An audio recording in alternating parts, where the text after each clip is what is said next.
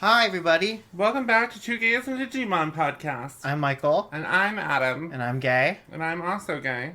And when are we recording this, Adam? On my birthday. On your birthday! Happy birthday! Happy birthday to me. I feel like that's relevant to this episode. I think so, too. I feel like we have a cat that has breached our security. Oh no, she got through the firewall. She got through our firewall. She's broken into the digital world. Even after Greymon closed the gate.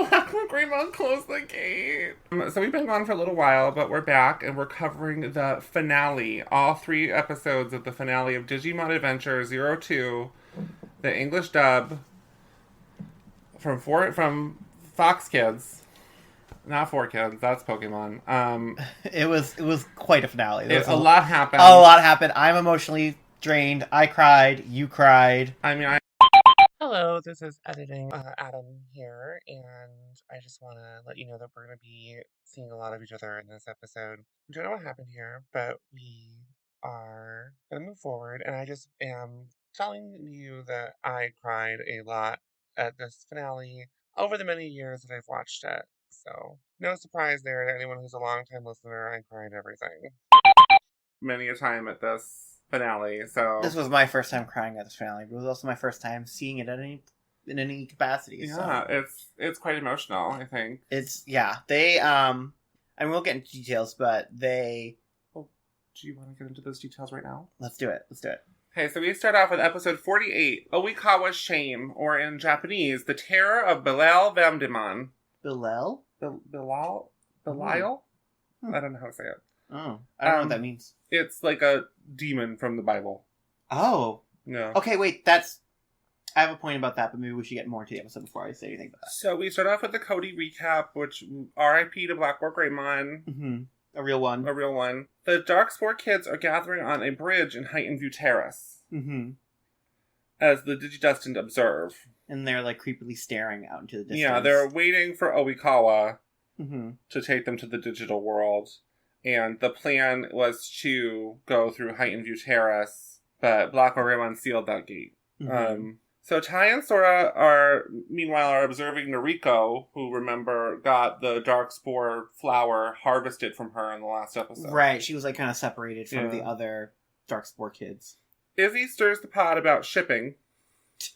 He does. With Matt being jealous of Tai and Sora being off together, which I feel like is unnecessary and also weird. Yeah, it was clearly like a plot contrivance thing to like... But then it doesn't really come back. So I don't know. I think once again we are suffering from the original, like, Season 1 Digidestined needs something to do, and since Digimon is a show about kids growing up, it's like, okay, well, the next phase for the first gen Digidestined would be, like, dating and romance, and, like, obviously, because it's an anime, and, like, they have this bond, they're all going to date each other, probably. Yeah, and you know what else, though? I thought it was kind of weird that Izzy was the one, like, making that joke, like, oh, why aren't you jealous? I don't think it's weird, because I think, like, when I think of, like, the core friend group from that group... I feel like it would have been Mimi. Well, Mimi's not there. She's not there, so they had Izzy do it, because it makes more sense than Joe. So, Izzy's mom calls him, and she comes to bring snacks to their stakeout. She's so sweet. She calls them from, like, a phone booth, like, on the bridge below them. Yeah. Well, she is a queen. Anyway, Kari ponders the fate of it all, and TK says, you just gotta believe. Foreshadowing. Oikawa and Mom and Dad show up to do mischief. Mom and Dad? And Ken sees them briefly. We stan Mrs. Izumi, Izzy's mom, in this house. Absolutely. She offers to help rally all the Darkspore kids' parents to maybe that they can help their own kids. They can, like, reason with them or whatever. Yeah. And she says that, like, maybe that's what she can do to... Hello, friends. I'm back. I said here that this is what Izzy's mom felt like she could do to help where all the other kids' parents are helping with, like, the investigation, the who Oikawa is, like, where are these kids from? She would like to help contact the parents. And the kids agree. Although, like, in the episode, I couldn't tell if it was being framed as, like, that's actually going to be helpful, or Izzy's just like, yeah, go do that so you're not... Because Izzy's kind of mean to his mom in this whole sequence. Yeah, he is a little weirdly mean to his... I think the idea is that Izzy's mom is, like, she's a little overbearing, but, like, in a sweet way. Yeah. So I think that he's just like, okay, Mom, you're embarrassing me. Yeah. And we remain hopeful that things will turn out okay. Mm-hmm. Oikawa comes to collect the children. Mm-hmm. And we had the brilliant thought of, did he give them AIDS? Yeah, that's kind of like the narrative metaphor happening. Is like, it does feel... Especially because they said, like, you can't touch those kids, and he says, I'll do whatever I want, or something like that, and it's like, whoa, phrasing, guys! Because we had the whole, like, revelation last time of, like, maybe Oikawa is, like, queer. Yeah, he's definitely queer-coded, because, like, his whole thing with Cody's dad, Hiroki, is, like, feels like more than friends. Yeah, they're definitely just a little bit more than friends. Yeah, I think so too. Is how it's coded, but Cody. Yeah, Cody. Oh. Coded, oh like, God. Like, is he named Cody because of like computer code? I don't understand why they picked the names Cody and Yoli, because like Davis's Japanese name is Daisuke, which like sounds close. It's kind of close to Davis. Some similar letters. Yeah. Yoli's Japanese name is Miyako. Yes, they could have named her like Michelle. They could have or like Mickey. Maybe they were worried about being too similar to Mimi. Oh, true. And Cody's Japanese name is Iori. I actually can kind of see that because like it's like short and like has an O sound. It must be like the syllables match. Yeah. For like the mouth. That too, I bet. Anyway, yeah, the dark spore thing feels like it is an AIDS metaphor, even though it's like not. Yeah. So they are starting Oikawa's starting his quest to the digital world. Yeah. With the same puzzle that we saw in Mayorisman's castle in the first adventure. I did not pick up on that at all. Oh my god, I didn't pick up on that until you just said it. With the cards of the Digimon and stuff? Yeah, I was like, oh, this looks cool. I thought it was like, oh, they have some like spin-off card puzzle game that they're like trying to push. Okay, so when we get into the next season, Digimon Tamers, that whole thing is like a plug for the Digimon card game. Got you. Which, by the way, I started reading Digimon Liberator. It's very good. We stand. I guess so. So, they confront Oikawa. Mm-hmm. And Ken asks, why did you pick me? Why did you choose me to carry the dark spore? And enemy coded. Oikawa picked Ken because he was vulnerable.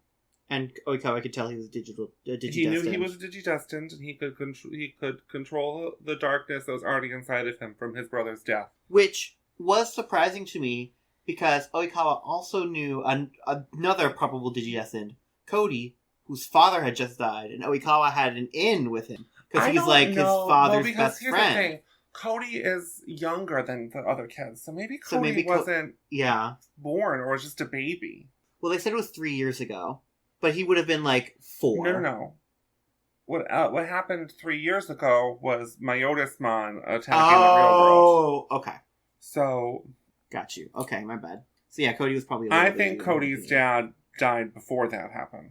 You're right. So. That would make sense.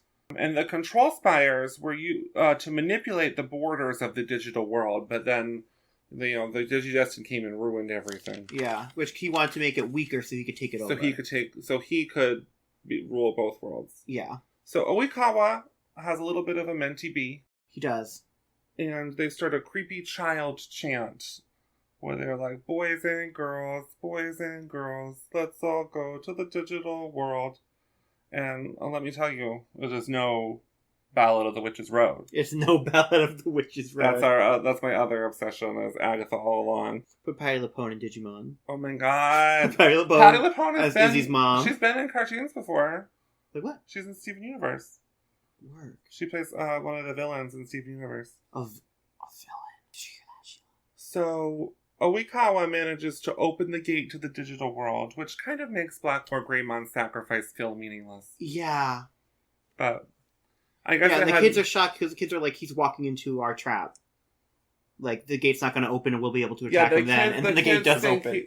That he's going to not be able to open it because of Blackmore Greymon sealing the gate, but he is able to open it. And they're kind of shook. They're like, what? They're like, what is happening? Mm-hmm. So, the O2 Digidestined follow... As do Arukenimon and Mummymon. Obviously. But the one.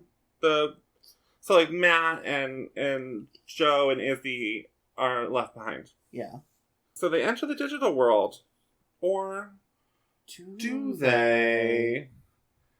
They're in a mysterious other reality that's not the Dark Ocean, which I kind of was hoping that, like, I mean, I knew where they were going, but I think, like, in our Adventure 2 rewrite that we've kind of been workshopping this whole time, I think it would have been more cinematic to have this final confrontation in the Dark Ocean. Yeah, instead of, like, a fourth different, like, world. Which I guess...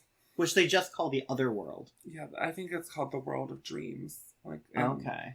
But it reminded me of the that dimension at the end of season 1 that I can't remember, like the final boss that's like kind of disappointing. Where they're like, where they fight Apocalypse and they're just kind of floating in darkness. Yeah, it kind of had a similar like art style. Even that, it was very like Salvador Dali. Even that, I think this was Salvador Dali. Yeah. Yeah. I think even that kind of space would have been a little bit more cohesive, but yeah, because it at least would have been like a revisit. Yeah. So they're in this other reality, and a familiar voice starts talking to Oikawa. Through like a creepy mouth. Through a familiar creepy mouth. I didn't realize how familiar it was until they revealed it. So Oikawa was manipulated by this voice, and we have a flashback to Oikawa watching the original Digidestined return to the digital world after they had defeated Venom Myotismon to go fight the Dark Masters. And he is like holding this picture of Cody's dad and saying like, look, they're going, take me with you, I don't want to be here anymore. It's very, very tragic. Very tragic. Gatomon recognizes the voice. It's Myotismon. It's Myotismon. He's back. Guess who's back? Back again. Bum bum ba bum bum ba bum. Who's been messing up everything? It's Myotismon all along. Nice. Very good. Very good. Yeah, that had me jumping out of my seat. Yeah. I did not see that coming. But it makes so much sense. It's perfect. It's perfect. So we learned that the Dark Rings, because Myotismon and Gatomon got Gatomon, one thing, she's always ready to fight. Oh, yeah, she's down for a scrap. This is her old boss. Yeah. So the Dark Rings were based off of her tail ring that she lost in the first episode of this season. That was the first episode of the season? Yeah. And so long ago. The Dark Spores are really energy to restore Myotismon.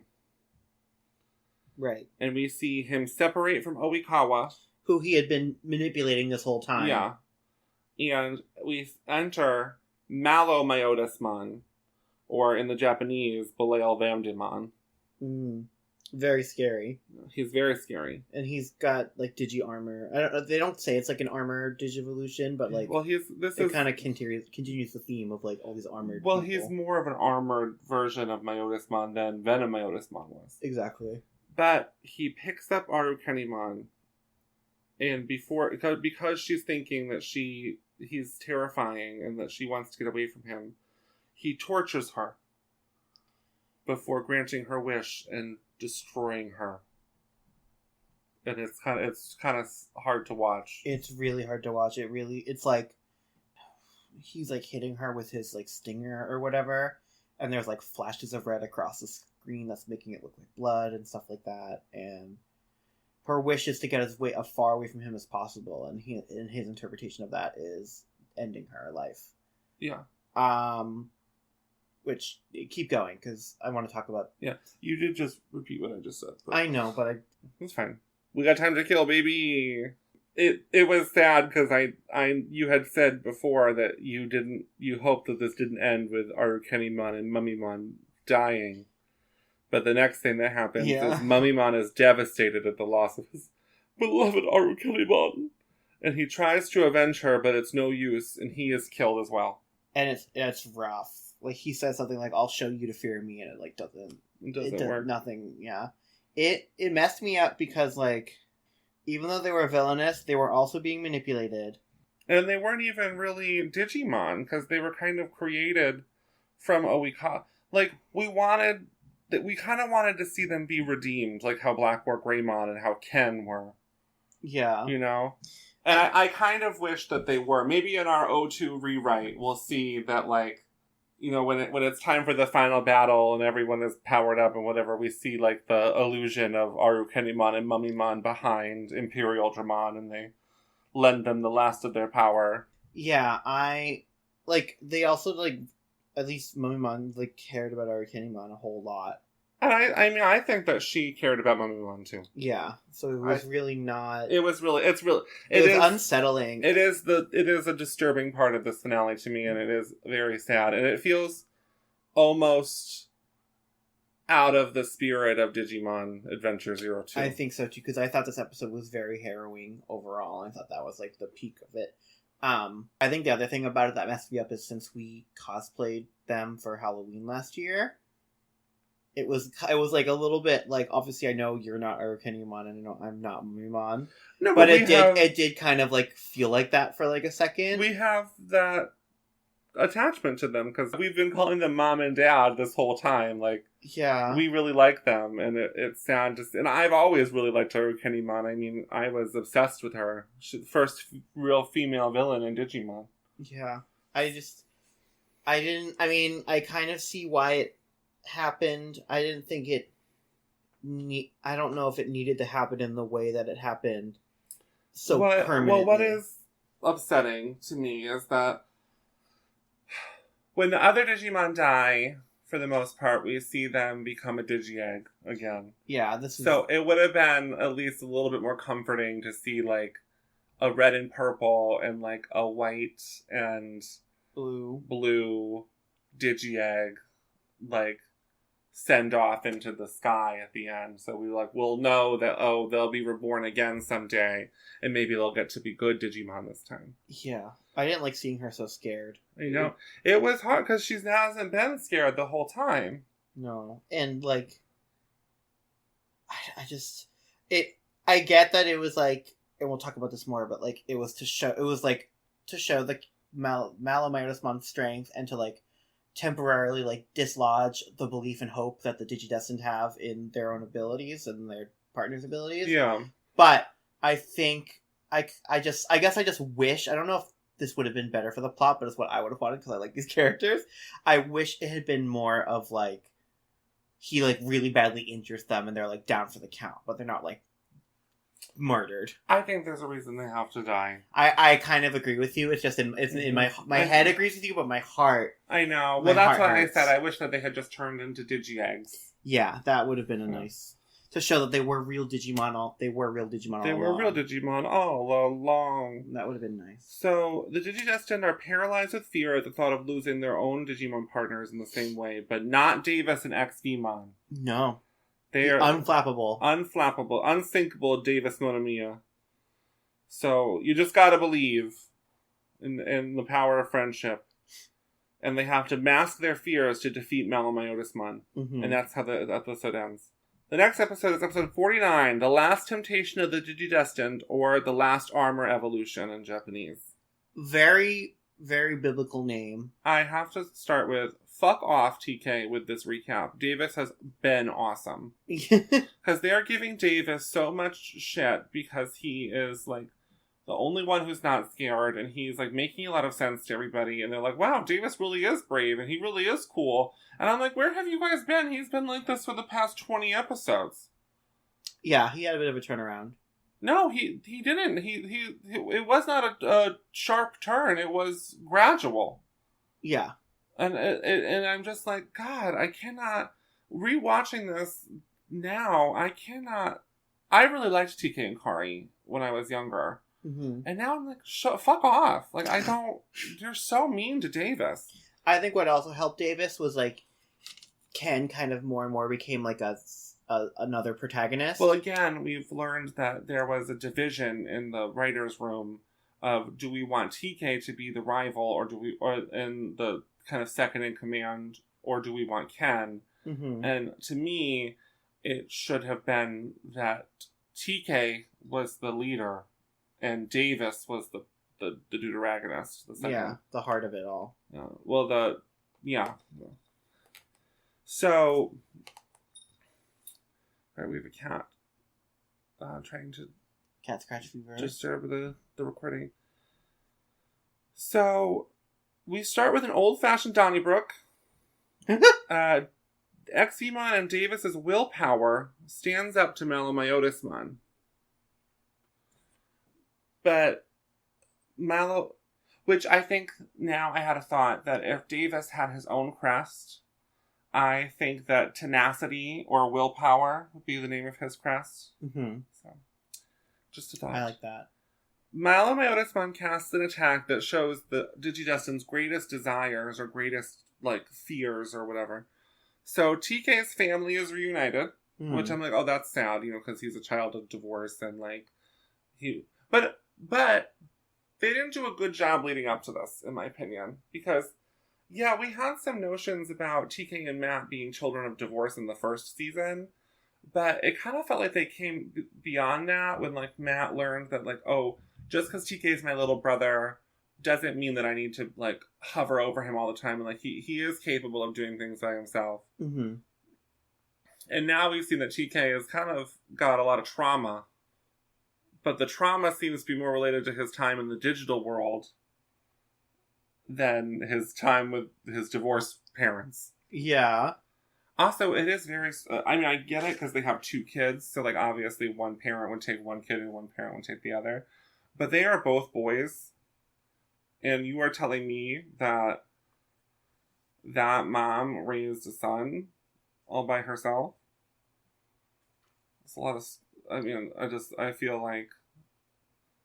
it makes sense to me. I'm just saying, poor Nancy. Yeah, no, absolutely. So... She's a saint. Yoli gets all the dessert because, once again, she's a girl, and so she doesn't really get the same emotional depth that the others do. And, she's not the right type of girl for this narrative, how they want us to think of Kari. Oh, I interpreted it differently. I think that we can get to it in a minute, but Okay. I think we had that emotional moment with TK, and then next beat, we're supposed to, laugh at Yoli's greatest desire being a table full of dessert. Yeah. So, Cody gets to show his dad the digital world, which this got us messed up. Really bad. Really bad. It's so sad. Because Cody is so young, he's only supposed to be 8 years old. Yeah. And he is so excited to show He's so excited to show his dad the digital world, and all he wants to do is have his dad meet Armadillomon. Mm-hmm. So... And then Kari dreams of a peaceful world full of Digimon and humans living together in harmony. Mm-hmm. The Digimon break them out of the spell, while Davis fights the good fight. So now we can get into it. Yoli's illusion is deeper than what we thought. It has to do with, her brothers and sisters not being there, her being the youngest child. Mm-hmm. So they did not do a good job of setting up... No, they really didn't. Yoli's kind of trauma, because... I said it earlier. There was a character that was with June in a scene in an earlier episode that I've never even realized in my many rewatches of this is one of Yoli's sisters. Yeah. So we should have gotten a little bit more of Yoli with her family. Mm-hmm. And I think that this would have made a little bit more of an impact. Yeah. Because it does. It gives the platitude of, I love my brothers and sisters even though they irritate me. But we haven't really seen Yoli's brothers and sisters that much. No, and we haven't seen them really be problems for her. Yeah. I think I don't like this, but I think kind of what they're trying to do is show us that Yoli is more of a selfish character. Her illusion revolves around her as opposed to her and someone else. She's not the correct type of woman for this genre, like Kari or Sora. Yeah. She's brash, loud, intelligent. Mm-hmm. And I think that she's an icon. Stand a woman in STEM. Yeah, I do too. I don't like that they did this, but I think the selfishness is kind of the angle. I think that, but I think that also it's not selfishness. It's that she's the youngest of 5 kids. Yeah. Which is a big family. Yeah. And so I didn't get the attention that I needed. I don't get my own, probably don't get my own clothes. I probably don't get, my own things. I probably have to share a room with my two sisters or whatever. Yeah. So that to me would be more something like showing that, like, in one of the episodes where they just started off with the kids in the real world and it's like a weekend or whatever, show that Yoli is like locked outside the bathroom because her brother's taken forever in the bathroom. Yeah, so something as simple as that. Showing that, like, she has to share a room with her two sisters. Like, you know what else is weird about it too? Mm-hmm. They have that thing where they say, like, Yoli's like, I love my brothers and sisters, I don't actually want to lose them. Mm-hmm. All the other illusions are things the kids actually want and are reasonable to want. Like, it makes, like, TK actually wants his family back together. Cody actually wants his dad to be alive. So, Kari actually wants, like, a peaceful digital world. I think that there's nuance. I think that, like, because Digimon is about growing up, where, like, I think Pokemon is, like, a utopia. There's kind of an essence of, like, childhood whimsy forever in Pokemon, which I also love. We stand whimsy in this house. Absolutely. So I think that it's kind of got to be a realization of, for TK, I would love for my family to be back together, but I know that it is better for my parents that they're not together. Oh, okay. For Yoli, my brothers and sisters are very annoying, and I wish I kind of got my own independence, but I love them. And I think for Cody, it's got to be, my dad was taken from me because his dad was killed in the line of duty. Mm-hmm. My dad was taken from me, but I know a part of him will always be with me, and he even shares, I can't share this world and this life with my dad, but I'm going to share it with my mom. Mm-hmm. Which I think is nice, but I'm also like, what about Grandpa? Yeah, what about Grandpa? Yeah. He's a king. Grandpa is the adult character in this kind of timeline that I wish got a Digimon partner. Mm-hmm. Like, I kind of felt that way about Matt and TK's dad in the first season, where I'm like, oh, there is probably a separate timeline universe where he gets partnered with Wizardmon. And then in this one, I feel like Cody's grandfather gets partnered with Black Hawk Greymon. So then we exit the Interior Illusions Lounge. We leave the interior. At the Gold Bar. We see Flamedramon come to get Cody. This confused me, yeah. I mean, I figured it out eventually. But then we go to Kari's dream, and I do not like that Kari is last in this kind of group. I think that is just stupid. I think that her dream is nice, but I think ultimately it's not really saying a lot about her other than, once again, Kari is the perfect angel woman. Mm-hmm. And, of course, her dream is world peace. Yeah. I think Cody should have been last of this grouping. Actually, I think Kari should have been first. Yeah, Kari, TK, Yoli, Cody. So, back in the world of dreams, Gatomon roasts her old boss, calls him lazy. Mm-hmm. So, and then we go to Ken's illusion, where we see him as the Digimon Emperor, crucified. Yeah, crucifixion. As Digimon seek their revenge on him. Which, can I bring up a theme here while we're... So, the crucifixion is happening. This episode is called The Last Temptation of the Digidestined. You said the Japanese name for Malamyotismon is like a biblical reference. And it got me thinking about how biblical this whole season is as a whole. I think there's a huge biblical vibe. Because, I mean, it is very good versus evil. Yeah, but there's like even like more like Oikawa as like a false prophet, like leading his disciples down the path of evil. Yeah. And like he's trying to corrupt the digital world, which is like very like a Garden of Eden type narrative of like Satan corrupting the garden with Adam and Eve. It's like there's TK and Kari. This is the like raised Catholic in me jumping out on this podcast for the first time probably.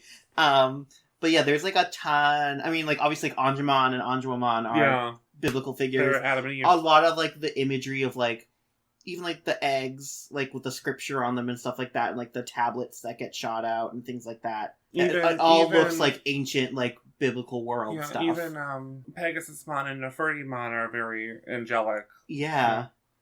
So and Shakuamon, I think, also has like kind of a He's biblically accurate angel kind of vibe. Well, he's like an ancient doll. Oh, right. An ancient doll. Ancient doll. So yeah, I'm sure if we went back and watched it again, I'd pick up on more of it now that I'm like looking for it. I mean, there's plenty of like, I think what it is that like the first 13 episodes, the first arc of Digimon Adventure 1 is the kids, learning the kind of ropes of the digital world, and in the end of that arc, an angel defeats the devil. The devil from the Bible. The devil from the Bible. The Devimon from Defile Island. So, I think there's always been a biblical thing going with Digimon. Mm-hmm. But I think that it's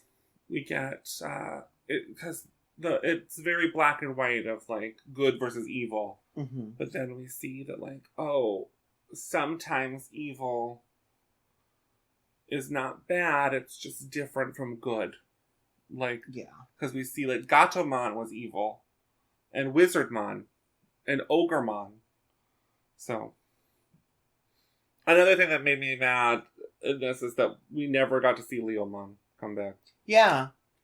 So, in Ken's illusion, his brother Sam invites him to stay with him in this realm forever.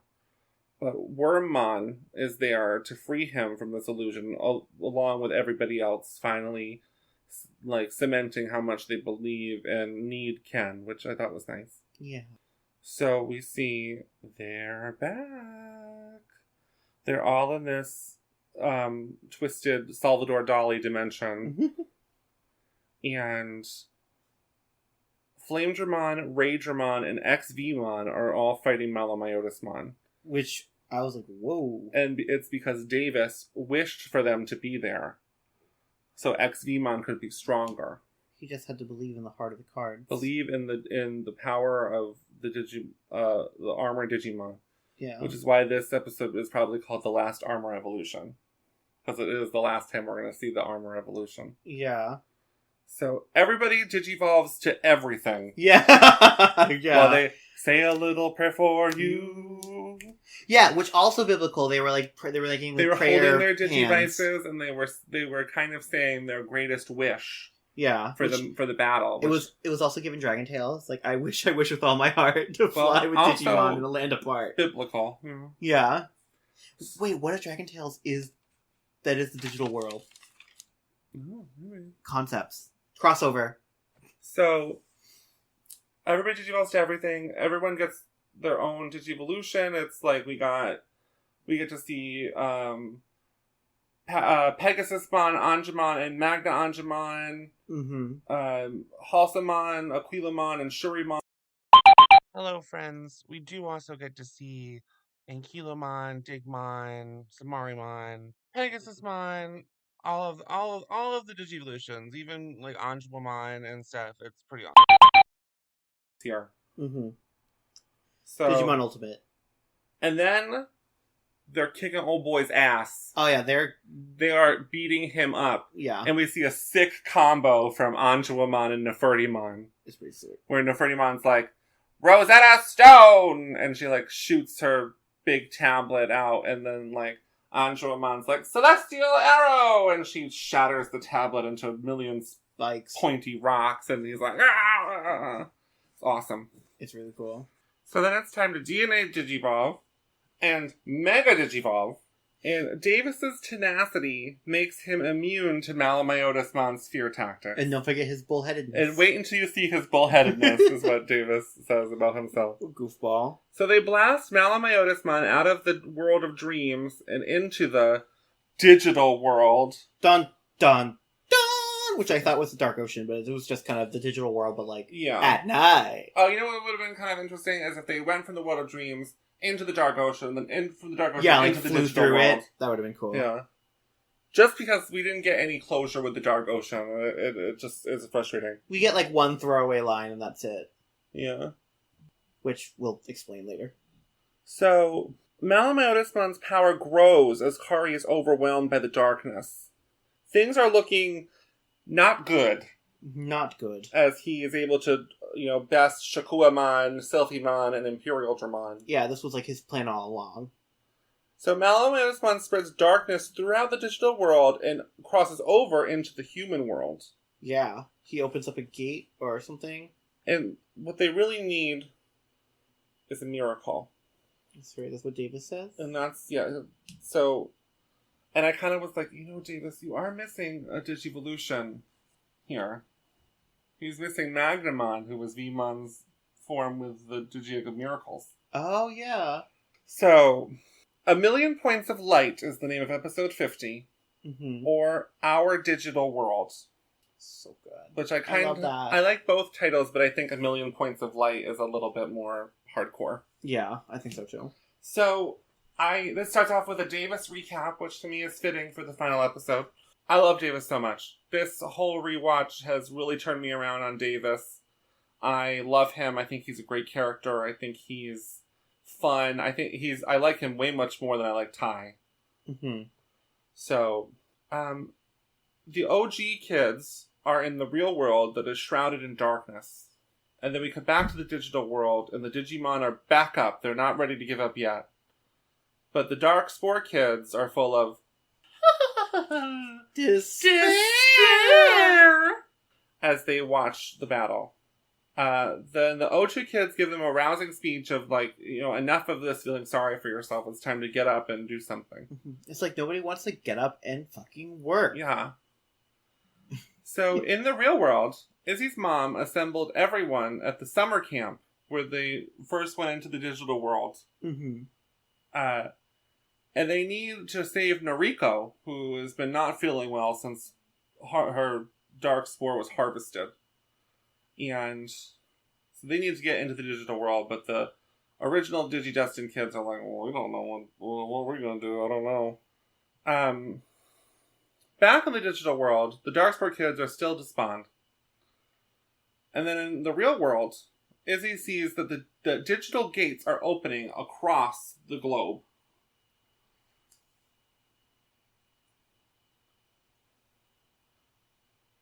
It's Mimi, bitch! It's me.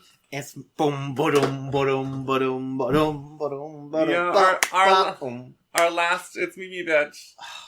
Wait, we forgot something. What? When they were talking about Noriko and showing all the parents, we forgot. Oh, no, we didn't. No, we're not there yet. Okay, I'm sorry. I'm sorry, everyone. So,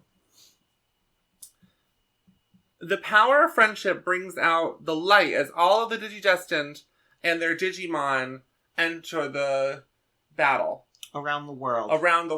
All the ones we visited on the Digimon World Tour. Yeah. And we see as the original Digidestined plus Noriko enter the digital world that the families believe in their children. Yeah. And we get the final Bitch, that's June. I wish that she had said something. I know. I'm kind of surprised that she didn't. And I also think that there is a parallel universe where June is a Digidestined. Absolutely. Mm-hmm. I don't think even necessarily... Wow. I don't Actually, think even necessarily it's this universe. It is this universe. It's canonical. So, yeah. I would like to think she gets like a water Digimon. Yes. So... The Darkspore kids' negativity is powering Malamyotismon, who I've just abbreviated it as in my notes. And the Digidestined give another inspiring speech to the Darkspore kids, telling them not to give up on their dreams. And everybody shares their dreams of what they would like to be. Like, they say, Davis wants to open a noodle cart. Yeah, which I was shocked it wasn't soccer player, but go off, King. Kari wants to be a kindergarten teacher. She can find more kids to bully. Oh yeah, I know. She's just so perfect. And that's also what Noriko wants. Which okay, Kari, copycat. Yeah, just steal Noriko's dream, I guess. Yeah. And other kids say that they want to draw comic books and they want to be a baseball player or open their own bakery. And as they're they're shouting out what their dreams are, Malamyotismon is disappearing. Mm-hmm. He's not powerful anymore now that the kids are starting to believe in themselves and have hope for the future. Yeah. Yeah. So, once again, they just gotta believe. The power of friendship. And the Darkspoor kids get partner Digimon. All little babies. Yeah. Little babies. And they're all so cute. They get their own Digivices, and everybody uses their Digivice to get... Oh, I will say, the Digimon, they know, the Digimon that says that calls out for their partner of like, oh, I need your help to do this, is Palmon calls for Mimi. They know. And Mimi says, I'm right there with you, Palmon. And then she is right there with her. They know that people crave Mimi content. They know that people are, name a badder bitch than Mimi. I can't.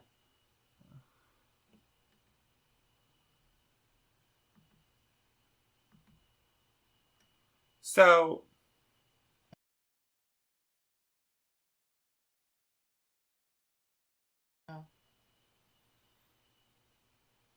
they use the Digivices to get rid of the darkness 5 ever. That's what I wrote. 5 ever. Including my Malomyotismon. They destroy Malomyotismon's darkness completely.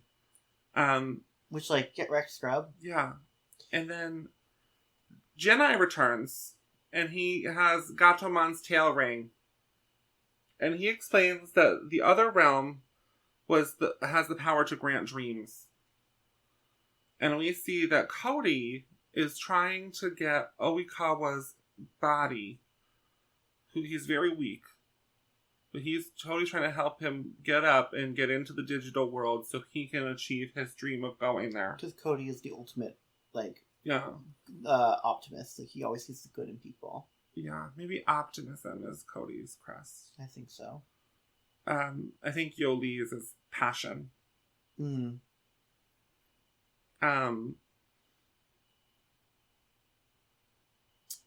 This is a really emotional part. This is a tearjerker. We get to meet Oikawa's partner Digimon, Datirimon, who is a cute little berry. The cutest Digimon I've ever seen. And I think this is why Mom and Dad had to die, because they were not really meant to be his partners. You're so right. He was that meant makes it hurt worse! To be partners with Datirimon. Adam, no, don't do that to me. So Oikawa sees the digital world, but he's dying. The power of Malomyotismon was too much for his body and to take anymore, and he is dying. Yeah, Genai says it. And he doesn't have long left. He uses, because he's not quite in the digital world yet, but he's still in the world of dreams, and he uses that world's power to grant his last wish to help heal and protect the digital world. Yeah. And that he will always be a part of the digital world.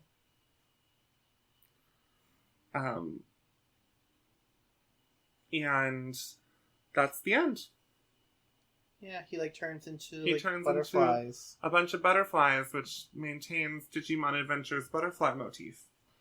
I'm sure that in the Japanese version it plays the song Butterfly at this part. Yeah, which I was thinking, I was a little sad we didn't get one final, they're going digital! Or any of the other, pop punk.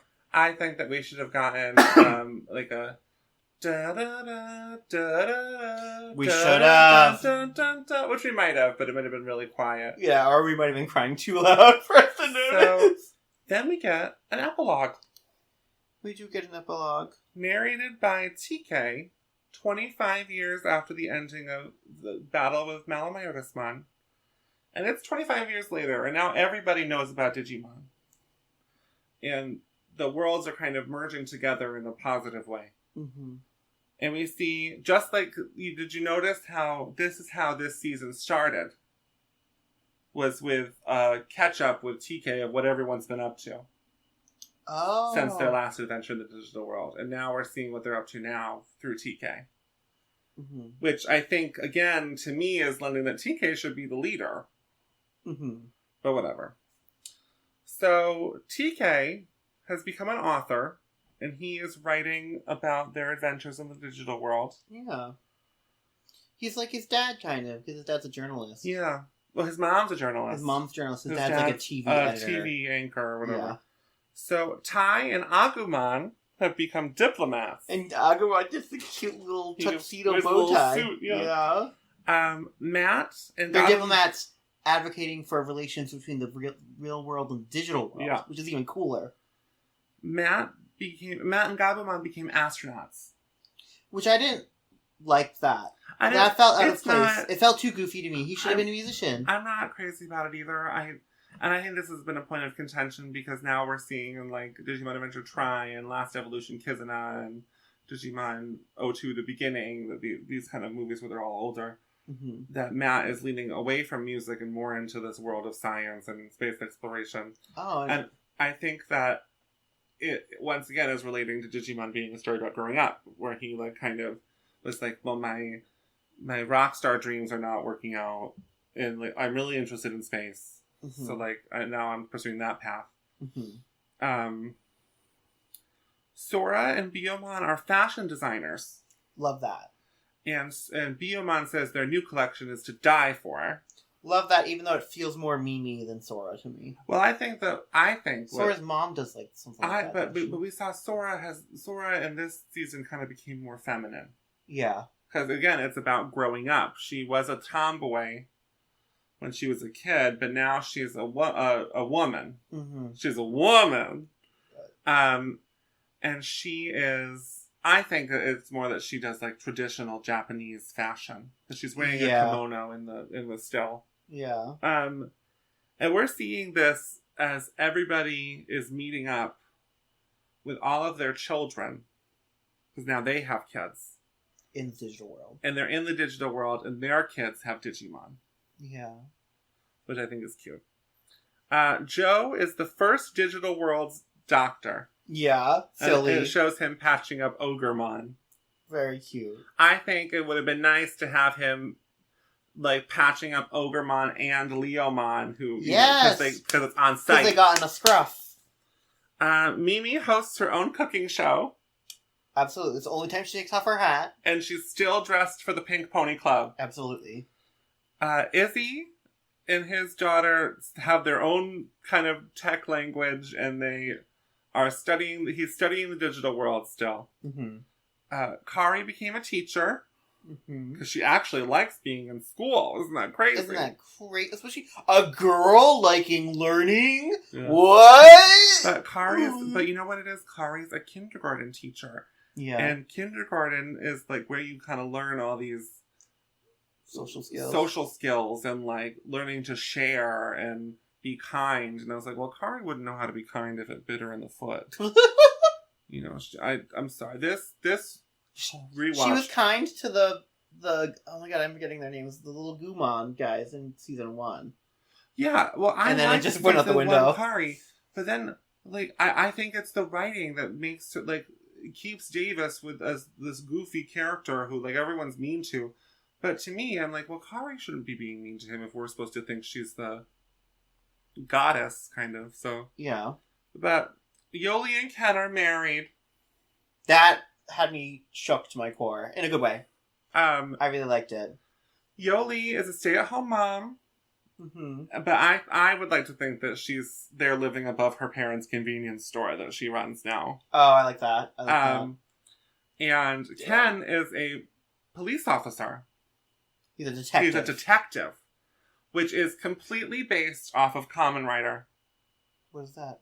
Another Japanese TV show, the Tokusatsu, with guys in the suits. Oh. Where there is a Kamen Rider character that looks like Stingmon.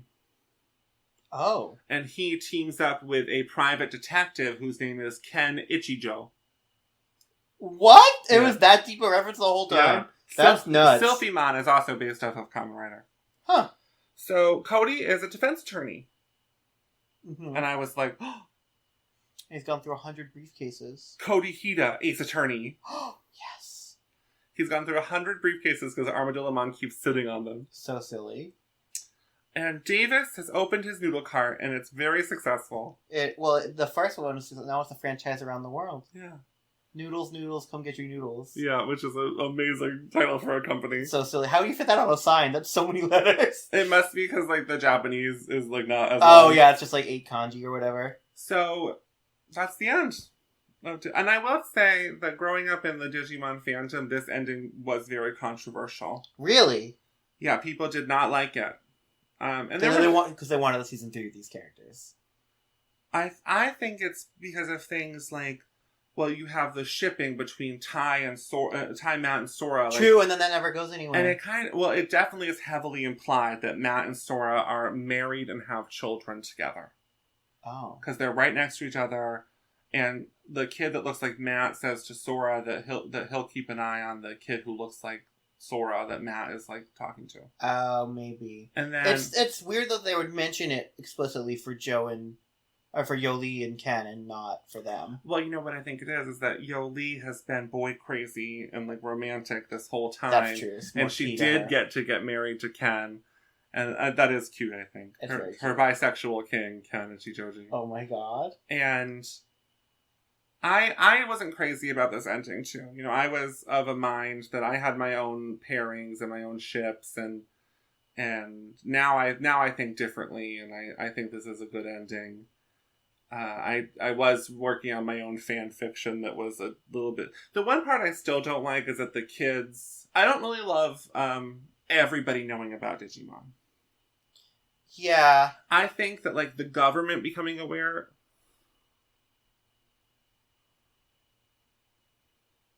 No. Oh, that scared the shit out of me.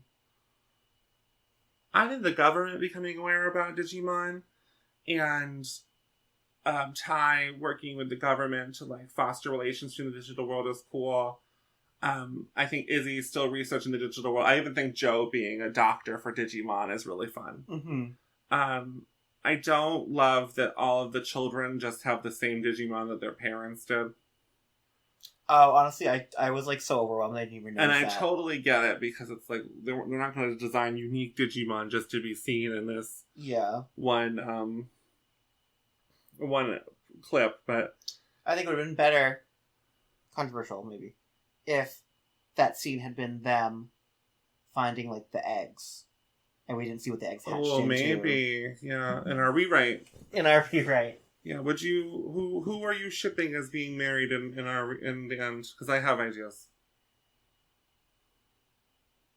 I mean, obviously Yoli and Ken. Yeah, they're the one that I'm like strong on. Honestly, the Matt Sora Tai thing doesn't feel that compelling to me because it doesn't really feel like any of them actually have that much chemistry. It just feels like the two main boys and the main girl from season 1. So naturally there has to be a love triangle. That's kind of how it feels to me. So I would say Joe and Mimi still. So my initial thought was I was like, well, Ty's got to get married to Sora and Matt's got to get married to Mimi. But then I was like, Matt and Mimi have no interactions. Yeah, I think Joe and Mimi. Here's my thoughts. Here's the breakdown.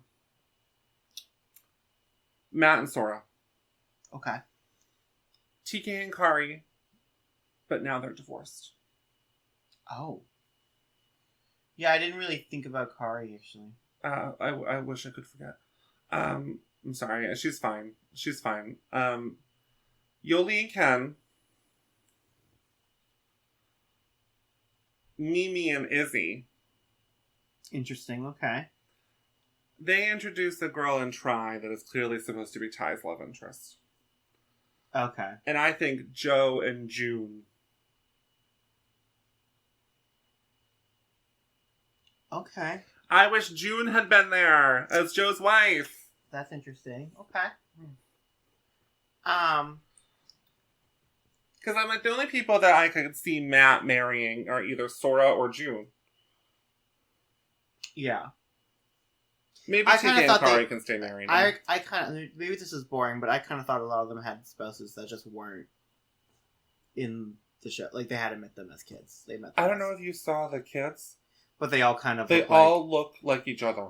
Yeah. Like, they all look like... Mashups of each other. The only one that doesn't is Cody has a daughter that looks just like him. And we don't really see Cody with another character. Yeah, I don't ship Cody with anyone in the cast. My ship was Cody and Rosa, because they were like around the same age. Oh, maybe. But now I'm thinking Cody and... the two that I don't know are Cody and Davis. Yeah. I shipped Davis with Noriko for a little while. I was thinking about Noriko. And Cody with another one of the Dark Spore kids. Huh. But... Thought. Can I give some thoughts on this finale? Your final thoughts. So, I liked this finale a lot better than the season. Okay, the season 1 final episode where they're like saying goodbye or whatever is amazing. Yeah. But that's kind of like that whole episode is kind of like an epilogue. The finale like arc of Apoclymon, super out of nowhere, super rushed, anticlimactic. Like here's the big bat, here's the big actual final boss, big actual final plan. Oh, JK, he's gone. They kind of did that a little bit this time with Malamotismon. I think it's better. Because it's better because it's 2 episodes, because we know that he's been channeling Oikawa this whole time. Also because it's a callback to Myotismon. The best villain from the first season. Yeah. It feels more... I think also knowing that it's like the final adventure, like it's not...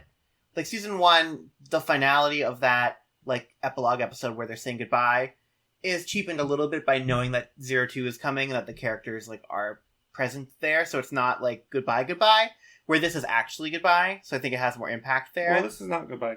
But it's like... But it definitely feels that way because there is such a huge gap in this finale airing and the premiere of Digimon Adventure Try. Yeah, and it's also they've done a 25-year time skip, so like the point of that is like, okay, so that's kind of like all you need to know about these kids' childhood.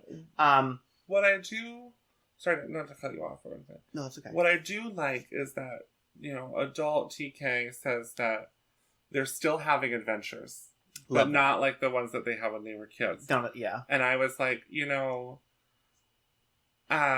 maybe today, because I've turned 33, and thank you. I grew up myself. Yeah. I think, I kind of got in this like vibe of like, well, I'm old now because I am way older than any Digimon protagonist has ever been, for the most part. And grown-ups aren't allowed in the digital world or whatever. That kind of like thing of like, oh, I'm too old to be delving into this fantasy. Yeah. But there's still time to have adventures, even though I'm approaching my mid-30s. Yeah. So, I don't know, it warmed my heart to hear that today. So yeah, I think there are some little things. Maybe they're not little, but there are some things in this episode that I think help tie it together in a more cohesive way. Like, I don't know if you might have mentioned this when you were explaining it, and I might have missed it, but because Black Wargreymon closed the gate in Tokyo, where the season 1 kids and the parents are all gathered in order to get back into the digital world is the like snowy mountain where they first entered the digital world. It's the summer camp. Yeah. So like that is very much like a full circle moment. It being Myotismon again is full circle. They fully intended this to be the end. Yeah, like but it feels like more. It feels more prepared and more deliberate than the Apoclymon thing, which felt like we need one more episode. Absolutely. So I guess I can see why it's controversial from a fandom perspective because like the shipping element of it and stuff like that. From a narrative perspective, I think this blows the season 1 wrap up out of the water. I think it's controversial because of the era. Like early internet, people arguing on forums about stuff. That makes sense. I don't think it's really that controversial anymore. Yeah, you think in retrospect, older. Yeah. I think of it as like, I kind of wish that... I think the biggest disappointment is not pursuing some career in entertainment and music. Yeah. I think so too. I think Matt even growing up to be like a tour manager or something. I just had a thought that... Or managing a younger kid's band. Well, here's my thought. I don't want to make you cry.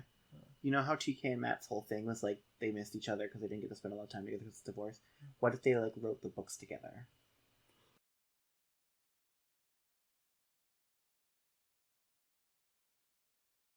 Yeah, like something like that where like they're Matt is now working with those camera guys that keep reappearing. Yeah. So are we talking about the season as a whole? I think we can. Why not? Yeah. So, I think ultimately, and I want to hear your thoughts, but you have seen each of these several times, so I think ultimately I liked this better than season 1. I think it is much more of a narrative season than season 1, which is much more of like a Saturday morning cartoon, like flavor of the week.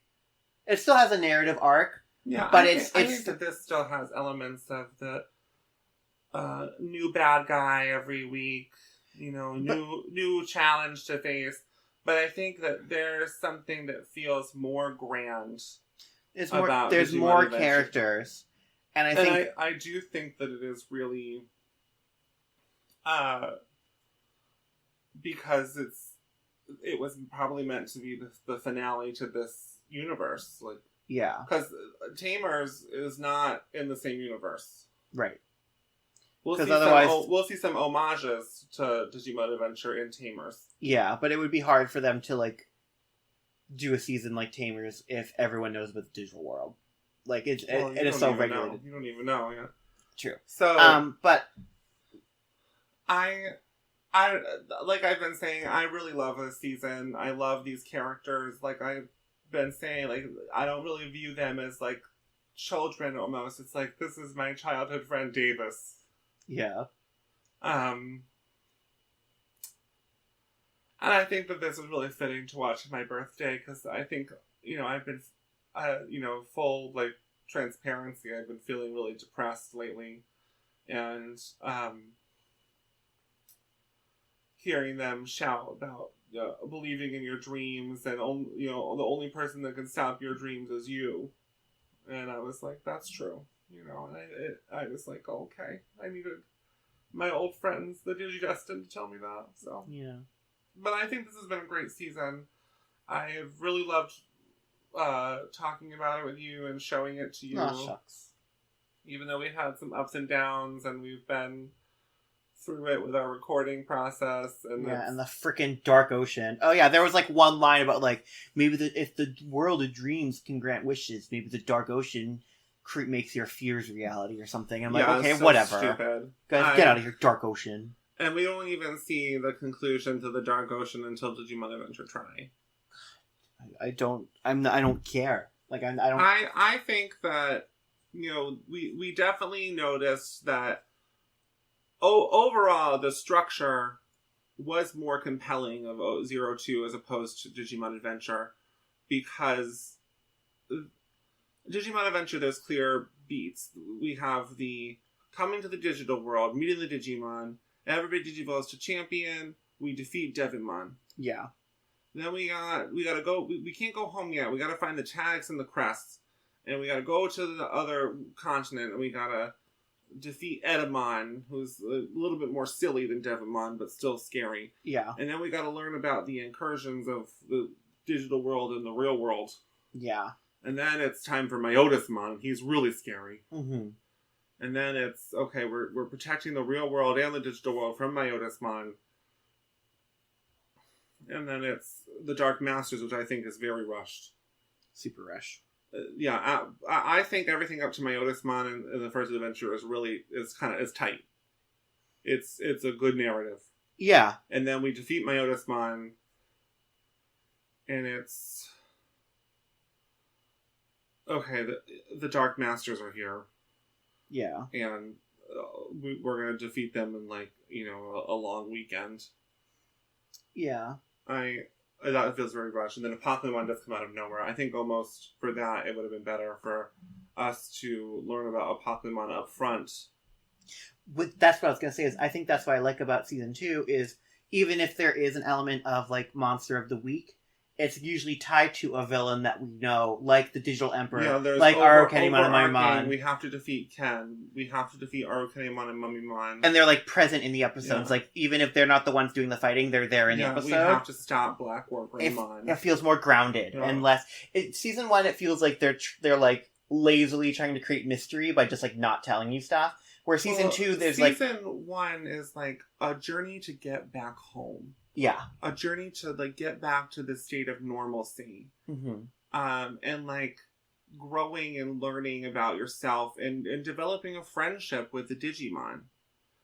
And then season 2 is maintaining that friendship with the Digimon, but also now it's more of a, it's not quite an isekai anime because they're not trapped in a No, they're foreign fighting land. for something on, like, they are freely moving in between their world and the digital world. Yeah. And that I think is making it more, I think that this is a more grand tale than the first adventure. I think so too. I think that it's, when it hits, it hits. Yeah, absolutely. Like all the stuff with Ken and Wormmon that hit, Black War Greymon. Mm-hmm. Any of those would have been good enough to be like a finale, and we got all of them in one season. Like you could have had a season culminating in the Ken and Wormmon stuff, or in the Black War Greymon stuff, or in the Malo-Myotismon stuff. But we got all of those peaks. Yeah, I do think that the Oikawa Darkspore narrative is rushed. I think it's hard for me to feel that way because we took so long to watch it, but I think I agree with you. It doesn't feel like the Dark Masters where it's over so quickly. Yeah. But it feels like we are I think what is interesting about it is that we meet Oikawa before the Digimon World Tour. Yeah. And then they leave Japan to go on this world tour, which is kind of stopping Oikawa's plan of, like, you know, shifting the border of the digital world or whatever. Mm-hmm. But it is so obvious, glaringly so, that something's up in Japan. Yeah. Like, so we had said previously that we wish that June had become kind of, this is where June became a Digidestined. Right. And what would have almost been interesting is that, like, okay, now it's Joe and June, or not Joe, Jim and June, Joe's brother, are like, kind of tailing Arukenimon and Mummymon. Here's how we save them. Okay? They are Joe and June's partners. Or Jim and June's partners. Oh, damn. Oh, damn. Because I was like, oh, who's a brash, kind of obnoxious woman? June. Oh, my God. You're so right. So, or even if we don't want to do that, and we want to keep them still dying at the end, which is sad, but okay.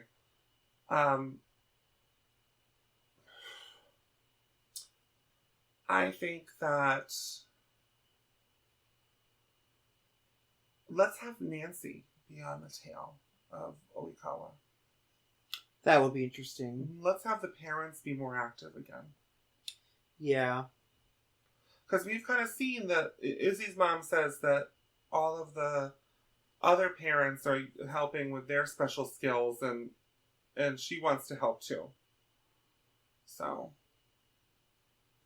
I think that it's just a really tight narrative. It's really great. I mean, we're like we've said in the past that we're gonna come back with we're gonna do a tier list like how we did last time. We will, yeah. And I don't know what that tier list will be about. We might rank all the characters. Maybe we'll rank all the different armor and Digivolutions that we see. Mm-hmm. Maybe we'll rank everybody's Digivolutions. Yeah, I think all the new characters, basically. We rank all the new characters. I think that we're going to watch the movie.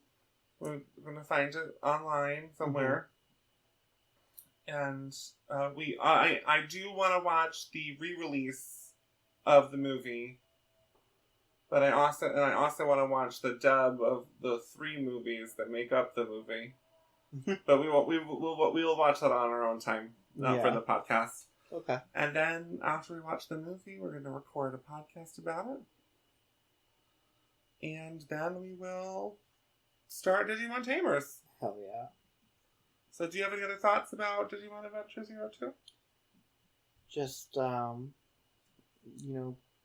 like you said, I really enjoyed watching this with you and talking about it with you, and I really appreciate the journey that you have now helped to take me on and that we are able to share. And I hope you had a happy birthday and that I love you. Gay? Oh, please. That's what R. Kelly would say. What did Kari say when she realized the illusion? Huh, what nerve? It like zoomed in on her ultraviolet. She said, the nerve! The nerve! And I'm like, that's so funny. All right, the cheek. It's like she's using her Karening powers for good. The cheek, the gall, the audacity, and the gumption. Kari is short for Karen. Oh my god. Well, I love you too. And I love you guys out there listening. I really appreciate being tagged and stuff on Twitter, and I appreciate that people are patiently waiting for our episodes, even though our uploading schedule has been so sporadic. Yeah. We're busy adults, and I know that people out there listening are busy adults too, so taking the time to listen to us talk about a show from the 90s is crazy to me, but I'm glad that that's very special people to me. All over the world are along for our ride, and we're not stopping this train until we're done. Yeah, baby. So we hope you'll join us for the next one. So we'll join us for our tier list episode, and then you'll join us for the movie, and then you will join us when we start Digimon Tamers. Yay! I think you're really gonna like Tamers. I think so too. I have a good feeling about it. I've been Adam. I've been Michael. And